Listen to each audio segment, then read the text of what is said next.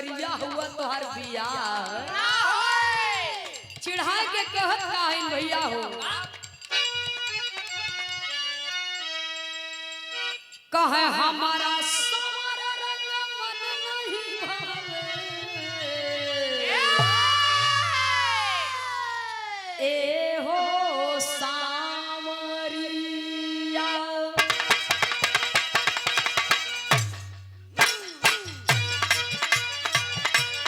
हमारा सारा रंग मन नहीं भावे ए हो सांवरिया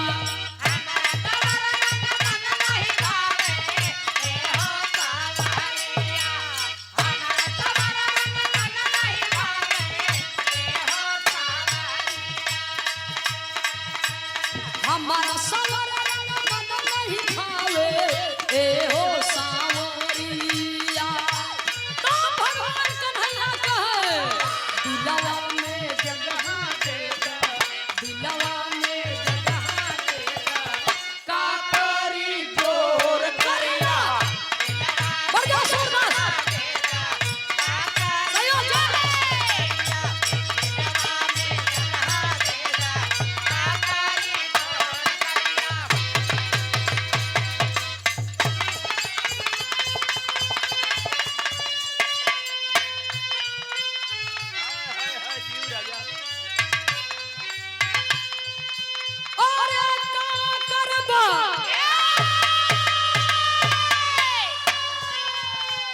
हे का करबा अरे राई राई तक का करबा अरे राई राई अरे पाई पाई जोड़ के उड़ जाई सुगनवा एक दिन उड़ जाई सुगनवा एक दिन बिजवा के छोड़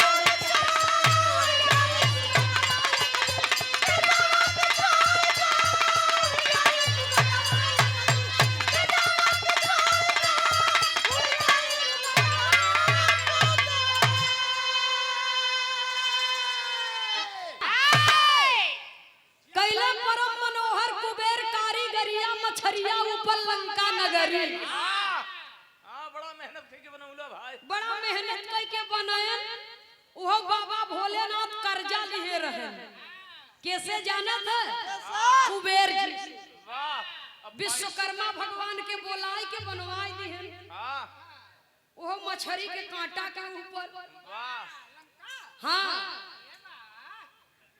और जिंदगी कांटा होई गए और उस जिंदगी का कांटा होई गए तभी तो लिखा गया ना कैले परम मनोहर कुबेर कारीगरिया हो मछरिया ऊपर लंका नगरी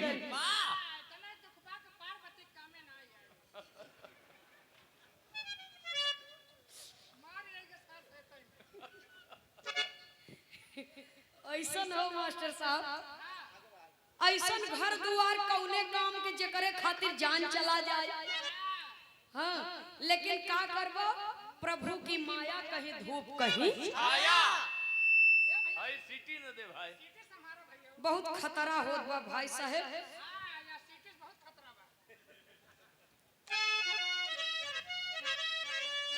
अच्छा ये उमा महोत्सव श्री विश्वकर्मा भगवान के शुभ उपलक्ष्य में ये कार्यक्रम किया जाता है तो अपने अभिभावक के आदेशानुसार एक बार भगवान का जयकारा लगा देंगे उसके बाद बिरहा आपके बीच में प्रस्तुत होगा कम से कम जिनके नाम से ये कार्यक्रम किया है उनके नाम से एक बार जयकारा तो हो जाए वाह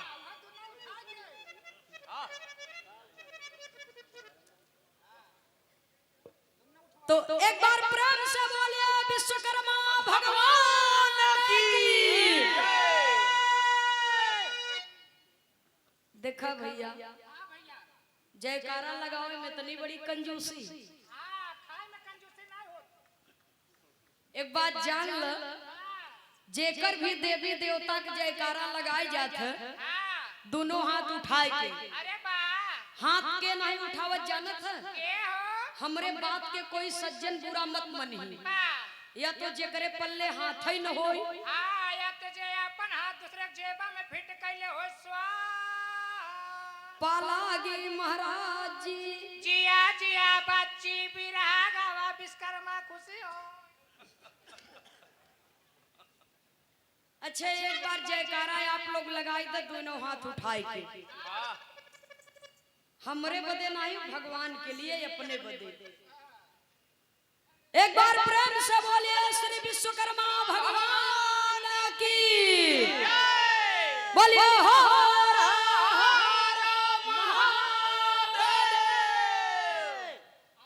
बहुत बहुत सादर धन्यवाद।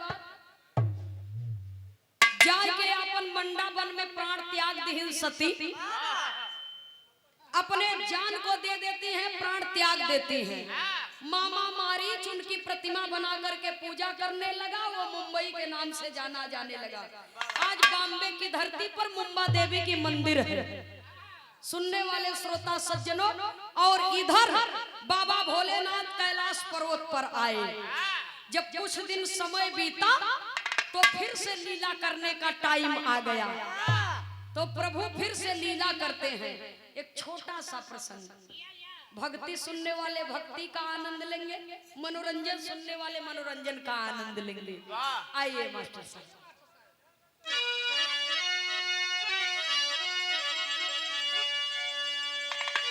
भोले बाबा यही बिचारी चली भ निरप दशरथ के द्वारी।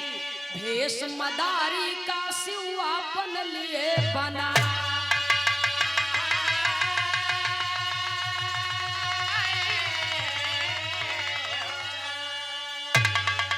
बजाते डमरू भोले दनिया चल भय अवध की सले टांग बगल में झोला। बजाते डमरू भोला दनिया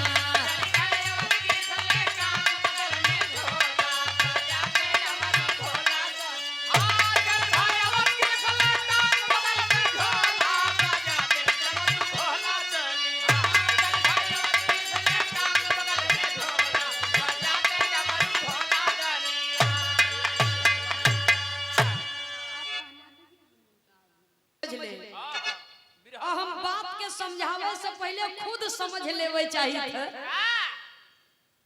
कि कहा जाता है कोस कोस पर पानी बदले 3 कोस पर बानी। यहाँ तक मऊ से प्रयागराज कई कोस पर बा। तो हमार बात आप लोगन के समझ में आवत बा ना जवन हम बोलत हैं? बुझाता कि ना भाई? क्योंकि आपके यहाँ भोजपुरी है, हमारे यहाँ अवधी है। तो इसलिए अगर कोई बात नहीं समझ में आएगी तो कोशिश करब कि हम ओके अच्छे तरीके से समझा सकें। आइए मास्टर साहब। बाबा भोलेनाथ अड़बंगी तो है ही है। जब इनका मन जो कह दे वो करने के लिए तत्पर हो जाते हैं। त्रेता युग का समय है बाबूजी, और वो समय आया जब भगवान विष्णु राम रूप में चारों भाई जन्म लिए हैं, लीला कर रहे हैं। भिखारी का रूप, मदारी का रूप धारण करके, कंधे पर झोली, हाथ में डमरू। हनुमान जी के कहा तू एक ठे बंदर बन जा, छोटा से बंदर बना के उनके गले में एक ठे डोरी बांध के रसरी लेकर के चल दिए। डमरू बजाते और हनुमान रूपी बंदर को नचाते। जब लेकर के चल दिए तो हुआ क्या? बिरहा में एक लाइन तर्ज का भाव है मास्टर साहब।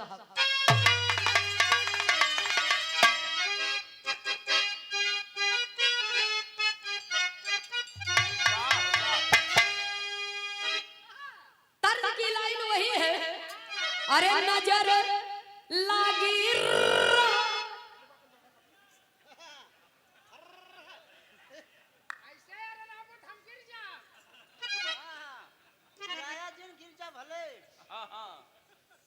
हम तो है कुछ थोड़ो कहा था। कबो कबो मतारी बहन लोग गावत थी तो मजाक में ऐसे गाय देती। तू चिहुको मत तो है ढकेलब न हो।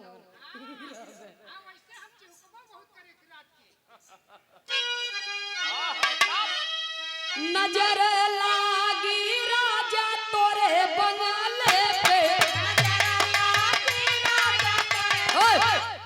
बिरहा में भाव है, कहना है अरे डमरुआ हो शिवजी डिम डिम बाजा।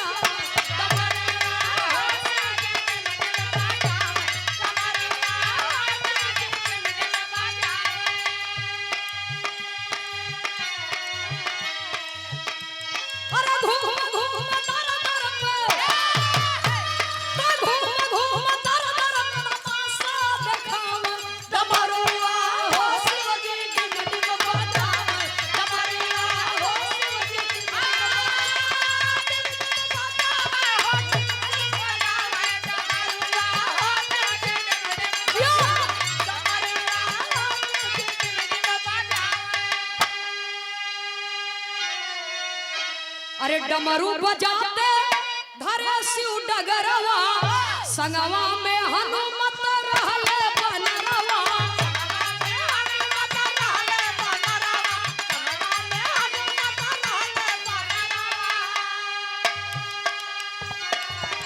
अरे बंदर के नाच मन तो बंदर के नाच मन सब ही के भाव डमरुआ हो शिव जी टिम टिम बजावे।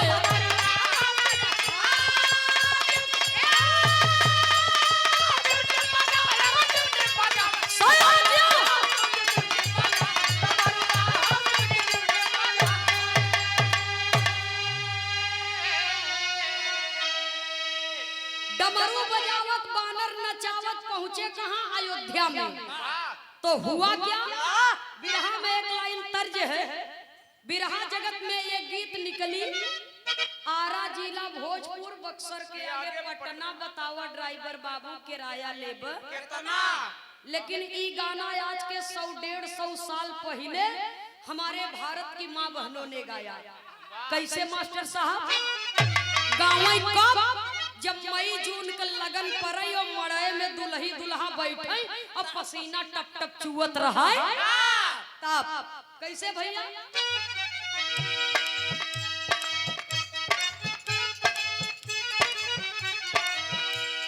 सास बोले कड़वई बोली, सास बोले कड़वई बोली, सरहद बोले नरम, तनी हटके बैठा दुल्हिन के होले गर्मी, तनी हटके बैठा ए दुल्हा।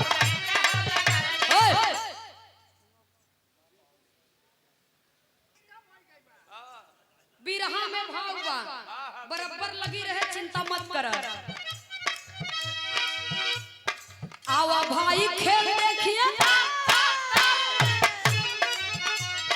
आवा भाई खेल देखिए, अच्छा खेल दिखाई बाई है डमरू बजा बजा के।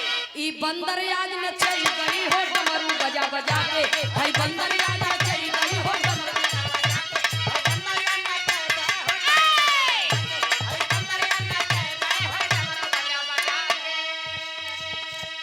नर और नारी आवा बूढ़ावा जवानवा,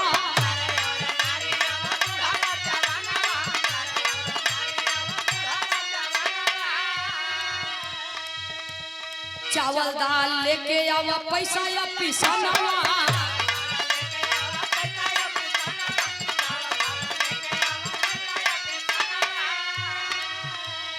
हमरे नाही खेती बाड़ी, हमरे नाही खेती बाड़ी, इहे कमाई खाई बाई है डमरू बजा बजा के। ई बंदर आज नचाई बई हो।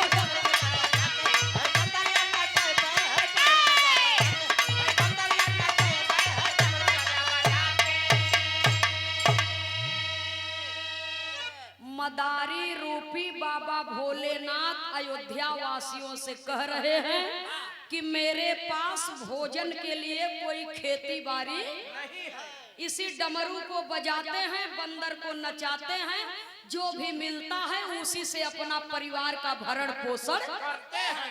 इतना बढ़िया डमरू बजाए कि महल में बाल लीला कर रहे प्रभु राम के कानों तक आवाज पहुंची तो वो माता कौशल्या से कहते हैं। बिरहा में तर्ज लगी मास्टर साहब, कहना है तैयारी में रह जियो।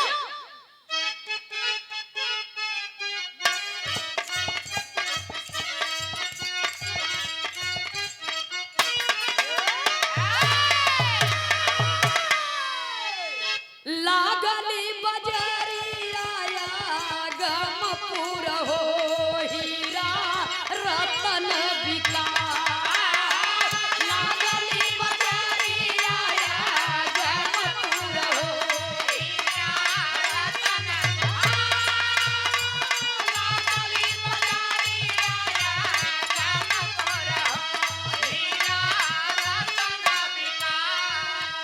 अरे चतुर चतुर करे सौदन हो, मूर्ख खड़ा पछताए। कौशल्या जी से प्रभु राम बाल हट कर लिए और 3 हट ये दुनिया में बहुत कठोर होता है। राजहट, बाल हट, क्रिया हट। बाल हट कर लिए तो हुआ क्या, माता से बाया नवाना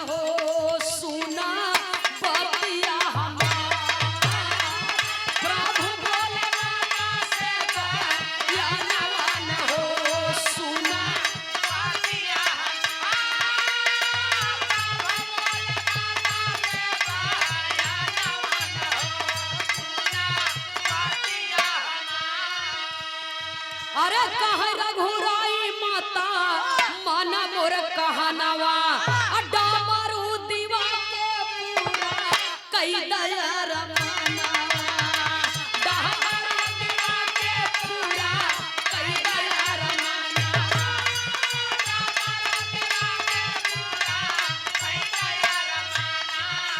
अरे नहीं हम करब न भोजन वन हो सुना बतिया हमार माई कौशल्या कहा बेटवा कोई के पेट पर लात मारे के न चाहे लेकिन हट कर लिए तो माँ समझाती है अपने बेटे को मान जा लाल के था में दवा झौआ खांची में दूध धराला गजब आदमी हुआ भैया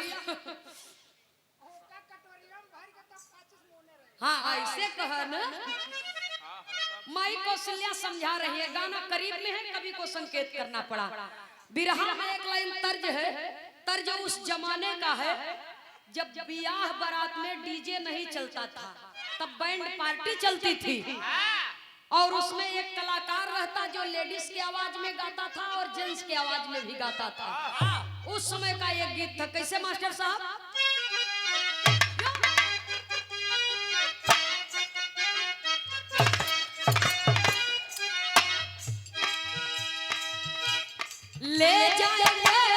ले जाएंगे दिल वाले दुल्हनिया ले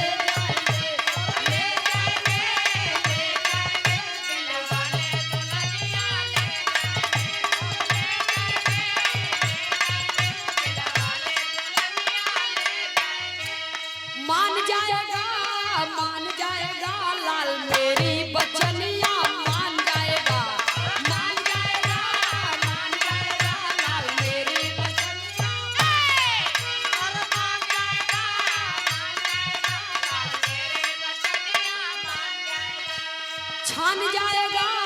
छान जाएगा लाल पूरी चटनिया छान जाएगा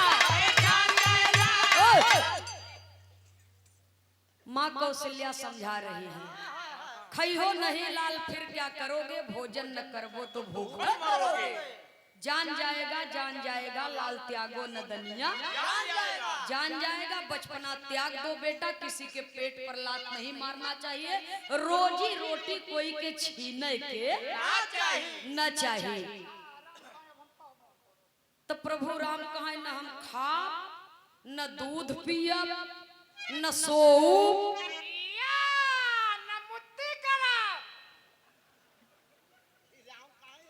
राम कहत रहे हाँ इनके मौसी की लड़का रहे कहे होई भाई लड़कपन में सुनने वाले बाबूजी जब जिद पकड़ लिए माँ कौशल्या समझ गई कि अब ये मानने वाले महाराज दशरथ जी के पास में खबर गई उस समय दरबार में श्रृंगी ऋषि वशिष्ठ मुनि जी नारद जी भी बैठे थे सब लोग पहुंचे मदारी रूपी बाबा भोलेनाथ के पास में और अपने बेटे को डमरू देने के लिए मनाने लगे और जब मनाने लगे तो हुआ क्या एक पारंपरिक गीत है कैसे मास्टर साहब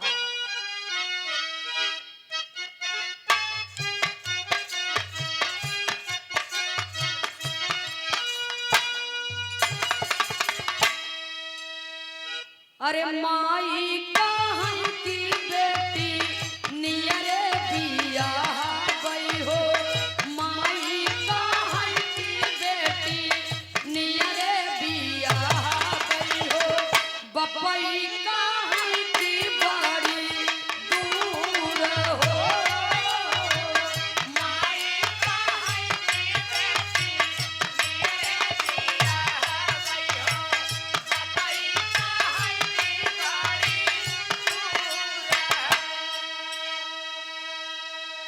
भैया हो इत तरज का लाइन बा लेकिन गाना में कितना सुंदर भाव दिए कवि जी अरे बोले हम दशरथ माँ दारी दादा मारू हो बोले हम दशरथ माँ दारी दादा मारू हो देवई की मोती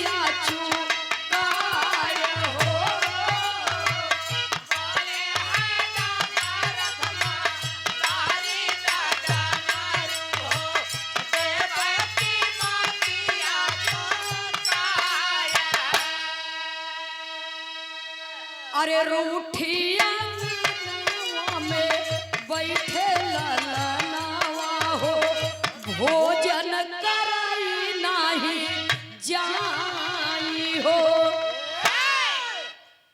बाबा भोलेनाथ रुष्ट हो गए कि बाल लीला देखने के लिए मैं आया हूँ, स्वयं तो नहीं आ रहे हैं, मुझे दर्शन भी नहीं दे रहे हैं। इतना समय बीत गया, अब अपने पिताजी को भेज दिए और ये राजसी ठाट बाट का रुआब हमको दिखा रहे हैं। हाँ, कि डमरू दई द पैसा लाई ले, हाँ, डमरू दई द कीमत लाई ले कर। बाबा भोलेनाथ गुस्साई गए। मदारी डमरू जब बजाई, शिव जी किए जरा न खटका, डमरू अवनी पर पटका। अरे झटका लगा मही के तुरंत 5 ठी होला, बजाते डमरू भोला दनिया। मारे गुस्सा में डमरुए उठाए के फेंक दिए धरती पर, पटक दिहन। कहाँ हला ले जाके अपने लड़का के दे दे, खूब बजा ले। जब जीव भर जाए तो मन करे तो वापस कह दे है, ना मन करे तो रख ले ही। एक डमरू में से 5 ठे हुई है। डमरुआ बच्चा दे दे। एक डमरू में से 5 डमरू हुई है। कहाँ ले जा, रामौ बजाओ। हाँ, पूरा खानदान बजावे। बाबा भोलेनाथ के माया। नारद जी सोचन हम ही डमरू उठाए के दे दे, भगवान खुशी हो जाएगी। तो बिरहा का अंतिम तर्ज और अंतिम निष्कर्ष।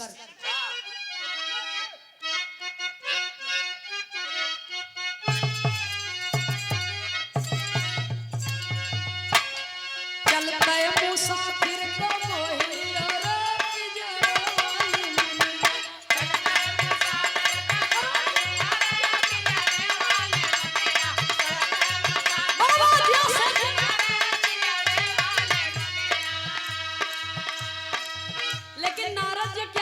हैं। नारद जी हाथ लगाई दिए हो बनवा के दुल्हनिया।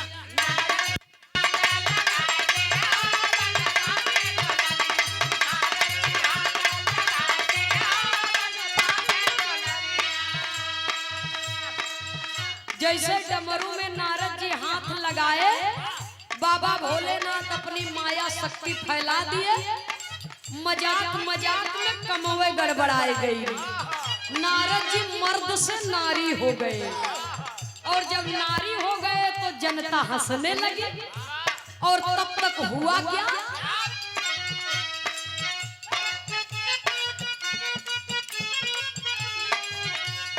दशरथ वशिष्ठ और श्रृंगी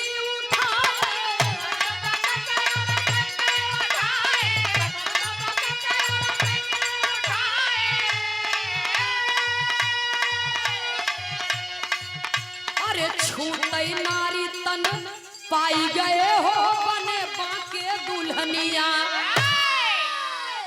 नारद जी, महाराज दशरथ जी, श्रृंगी ऋषि जी, वशिष्ठ मुनि जी, ये सब भोलेनाथ के माया जाल में फंस गए।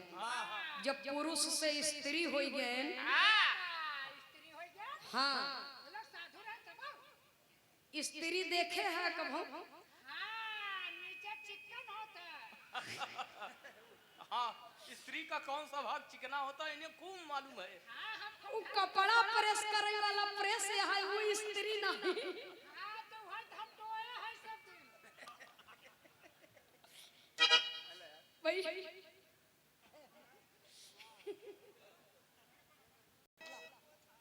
सुनने वाले श्रोता सज्जनों जरा गौर करेंगे।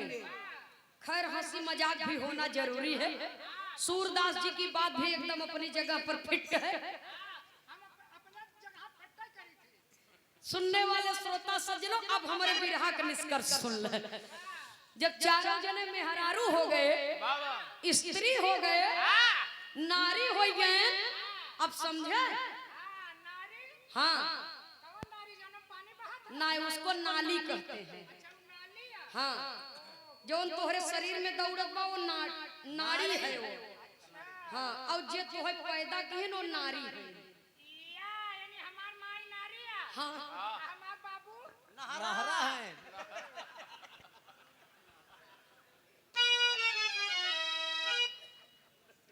तोरे बाबू को ज्यादा पानी आवत। तोहरे बाबू नहरवे तो टूट गया रहा। भैया हाँ, जब जब चारों जने स्त्री हो गए तो देखत हन हम सब कैसन हो गए। या पहले कैसे रहे अब कैसे हो गए। ई बदलाव इतना कैसे हो गया। हां ई डमरुआ आए कि हैं कैसे हो गए। ऊपर देखत हन तो माथ में माथ विदिया बा और नीचे जात हन तो निकुरा में नथिया चमकता रच के नीचे गाता और नीचे जात हन तो गले में हार चमकता और नीचे जात हैं तब और नीचे जात हन तो हाथे में चूड़ी कंगन आया पहुंचत हो गते गते का और नीचे गाता और नीचे जात हन तो कमर में करधन बा लाइन पे आओ। और नीचे देखबन पूरा नेटवर्क गायब बा। पूरा का पूरा कल पुर्जा चेंज है। अर्थात पुरुष से स्त्री हो गए, लज्जित हो गए, शर्म के मारे अपना सर झुका करके खड़े हो गए। पब्लिक में हल्ला हो गई, सब लोग बाबूजी मजाक करने लगे, हंसी उड़ाने लगे। तो एहर प्रभु राम सोचत हैं कि जल्दी से डमरू लेके हम ही बजाए दे तो हुआ क्या। अंतरे के लाइन में मास्टर साहब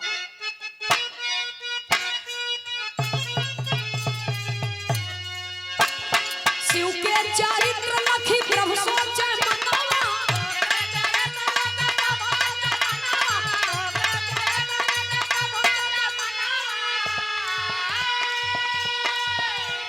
डमरू उठा कर बजाए दिए हो बने बाके दुल्हनिया।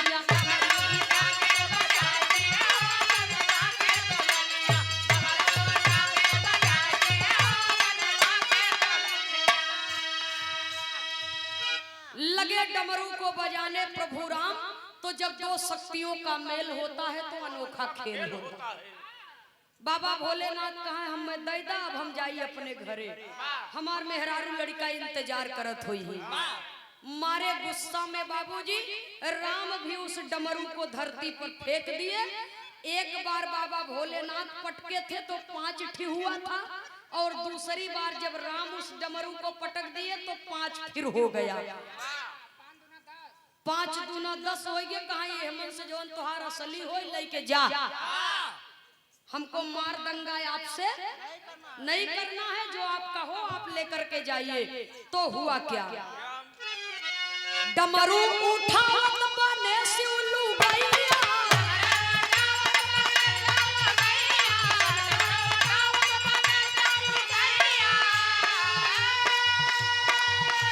सीताराम माया दिखाई दिए हो बने बाके दुल्हनिया। सीताराम माया दिखाई दिए हो बने बाके दुल्हनिया। सीताराम माया दिखाई दिए हो बने बाके दुल्हनिया। सीताराम माया दिखाई दिए हो बने बाके दुल्हनिया। जब डमरू में हाथ लगाए तो जैसे चारों जने की स्थिति वो समय रहल, ठीक उसी प्रकार से प्रभु राम भी अपनी माया फैला दिए। बाबा भोलेनाथ भी औरत हो गए और जब औरत हो गए तो कहे जा करके सरयू नदी में स्नान कर लीजिए। विद्वानों ने बताया जा करके सरयू नदी में स्नान किए, ओम नमः शिवाय का जाप किए और तब जा करके 5 जन अपने अपने असली रूप में आए। अपने असली रूप में आए और जिस जगह पर स्नान किए थे प्रभु राम अपना चरण उस जगह पर रखे तो सरयू नदी में अयोध्या में और राम घाट के नाम से आज भी जाना जाता है। और जो हनुमान जी बंदर बने थे उन्होंने कहा कि प्रभु मैं आपके साथ में कोई मजाक मस्ती नहीं किया, न ही कभी जीवन में करूंगा। मैं आपका दास बनकर के रहना चाहता हूँ। जब भी आपको अपने भक्त की आवश्यकता पड़े तो आप अवश्य मुझे पुकारिएगा। वही जब बाबूजी राम का वनवास हुआ था, सीता का हरण हुआ था, तो सीता को पता लगाने के लिए वही हनुमान जी को बुलाए राम, क्योंकि उन्होंने वचन दे चुके थे कि मुझे जब भी आवश्यकता पड़ेगी तो मैं आपको याद करूंगा। तो हनुमान जी के द्वारा वो रावण की लंका पर चढ़ाई किए और हनुमान जी के सहयोग से रावण पर विजय प्राप्त किए, लंका को जराए। जो लंका शिव और पार्वती जी ने रावण को दान दिया था। इसीलिए कहा जाता है बाबूजी कि भक्त बिना ये कुछ भी नहीं है, भक्त है इनकी जान भगत के भगवान। दुनिया चले न श्री राम के बिना, श्री राम न चले हनुमान के बिना। भगवान सदैव भक्त की रक्षा करते हैं, लेकिन कभी कभी भक्त की जरूरत भी भगवान को पड़ जाती है। आखिरी लाइन में खानदान के परिचय के साथ में कवि को संकेत करना है।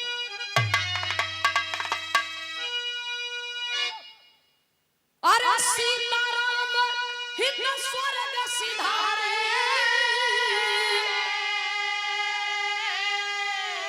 शोभनाथ कवि गीत सवारी। अरे राम बजाते डमरू भोला दनिया, ए बाबू बजाते डमरू भोला दनिया।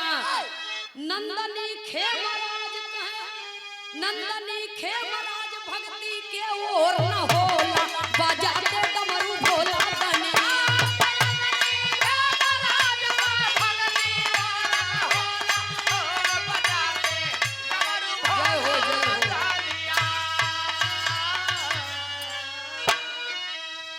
बहुत बहुत